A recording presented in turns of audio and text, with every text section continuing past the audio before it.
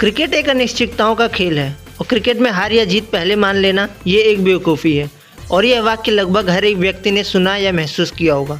और आज हम एक ऐसे ही मैच की बात करेंगे जिसका परिणाम हार या जीत भले ही ना हो, लेकिन क्रिकेट खिलाड़ियों से लेकर फैंस और घंटों तक टीवी पर बैठे दर्शकों तक ये एक कसक जरूर रह गई थी कि काश ये मैच हम जीत पाते। ये बात है आईसीसी क्रिकेट वर्ल्ड कप 2011 के मैच नंबर 11 की, जो कि इंडिया वर्सेस इंग्लैंड के बीच 27 फरवरी 2011 को बेंगलुरु में खेला गया था।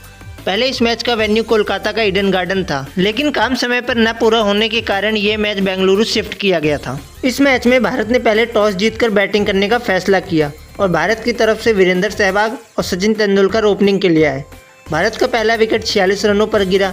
वीरेंद्र सहवाग 35 रन बनाकर आउट हुए, लेकिन उसके बाद भी सचिन तेंदुलकर और गौतम गंभीर ने इंग्लैंड को चैन की सांस नहीं लेने दी और लगातार अपने शॉट्स खेलते रहे। पारी के 30वें ओवर की एक करिश्माई गेंद ने गौतम गंभीर को 51 रन के निजी स्कोर पर आउट कर दिया, लेकिन उससे पहले गौतम गंभीर सचिन के साथ मिलकर 146 रनों की साझेदारी कर चुके थे और भारत के स्कोर को 180 रनों तक पहुंचा दिया था। फिर बैटिंग के लिए भारत की तरफ से युवराज सिंह आए। उधर सचिन ने वनडे में अपना 48वां शतक भी पूरा कर लिया था। शतक के बाद जेम्स एंडरसन ने सचिन को 120 रनों पर आउट कर दिया। सचिन ने अपनी 120 रनों की पारी में 10 चौके और 5 गगनचुंबी छक्के भी लगाए और अब भारत का स्कोर 39 ओवर्स के बाद 236 रन 3 विकेट पर हो चुका था। भारत को अभी भी एक स्ट्रॉन्ग फिनिश की जरूरत थी, जिसकी जिम्मेदारी युवराज और धोनी ने अपने कंधों पर ले ली और कुछ आक्रामक शॉट लगाने शुरू करे। युवराज और धोनी ने मिलकर भारत के स्कोर को 300 के पार पहुंचा दिया था, लेकिन 46वें ओवर में युवराज सिंह 58 रनों के अपने व्यक्तिगत स्कोर पर आउट हो जाते हैं। फिर इंग्लैंड टीम मैच में अच्छी वापसी करती है और धोनी को भी अगली ही बॉल पर आउट कर देती है। उसके बाद लगता है मानो भारतीय टीम ने सोच लिया था कि सबकी बैटिंग आनी चाहिए। एक के बाद एक लगातार विकेट गिरते गए और भारत की पारी 50 ओवरों से पहले ही 338 रनों पर ऑल आउट हो गई। अब इंग्लैंड को ये मैच जीतने के लिए 6.78 के रन रेट से 339 रनों का एक विशालकाय स्कोर चेस करना था। इंग्लैंड की तरफ से एंड्रू स्ट्रॉस और केविन पीटरसन ओपनिंग के लिए आए। कप्तान एंड्रू स्ट्रॉस ने पहली ही गेंद पर चौका लगाकर अपने मंसूबे साफ कर दिए थे। केविन पीटरसन ने भी एक शानदार चौका लगाकर एक अच्छी शुरुआत की। दोनों ही बल्लेबाजों ने इंग्लैंड के लिए 68 रनों की ओपनिंग पार्टनरशिप कर बहुत अच्छी शुरुआत दी, लेकिन फिर मुनाफ पटेल ने 68 के स्कोर पर केविन पीटरसन को आउट करके भारत को पहली सफलता दिलाई।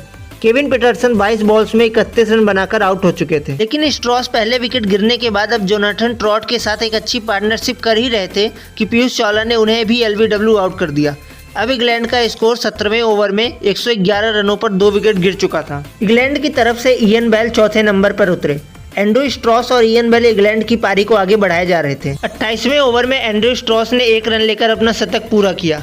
28 ओवर्स के बाद इंग्लैंड का स्कोर 178 पर 2 विकेट था। फिर उसके बाद 34वें ओवर में इयन बेल ने एक शानदार छक्का लगाया और अपना अर्धशतक पूरा किया। दोनों ही बल्लेबाजों के बीच 100 रनों से ज्यादा की साझेदारी हो चुकी थी। इंग्लैंड की टीम जीत के करीब पहुंच रही थी। देखते ही देखते एंड्रू स्ट्रॉस एक शानदार चौके के साथ 150 रनों पर पहुंच गए थे और इंग्लैंड एक बड़े टारगेट की ओर पहुंच रहा था। 40 ओवर्स के बाद इंग्लैंड का स्कोर 272 रन 2 विकेट के नुकसान पर हो चुका था।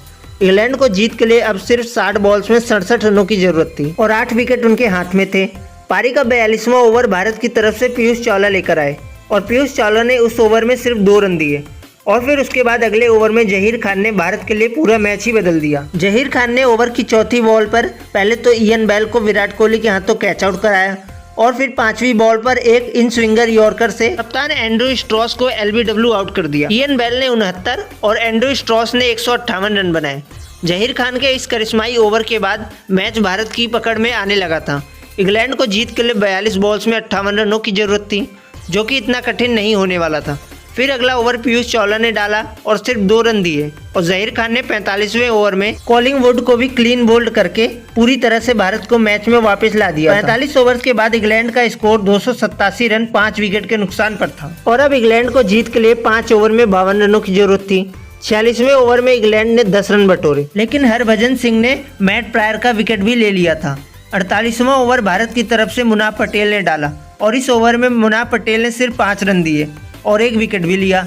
अब इंग्लैंड का स्कोर 48 ओवर्स के बाद 310 रन 7 विकेट पर था और जीत के लिए 2 ओवर्स में 29 रन चाहिए थे। 49वें ओवर के लिए गेंद पीयूष चावला के हाथों में थी और ओवर की दूसरी गेंद पर ग्रेम स्वान ने एक शानदार छक्का लगा दिया और फिर उसी ओवर की 5वीं गेंद पर टिम रेसनन ने भी एक शानदार छक्का लगा दिया। गेंद से कमाल करने के बाद टिम रेसनन अब बल्ले से भी कमाल कर रहे थे।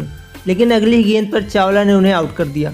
अब इंग्लैंड को आखिरी ओवर में जीत के लिए 14 रन चाहिए थे। इंग्लैंड का स्कोर 49 ओवर्स के बाद 325 रन 8 विकेट पर था।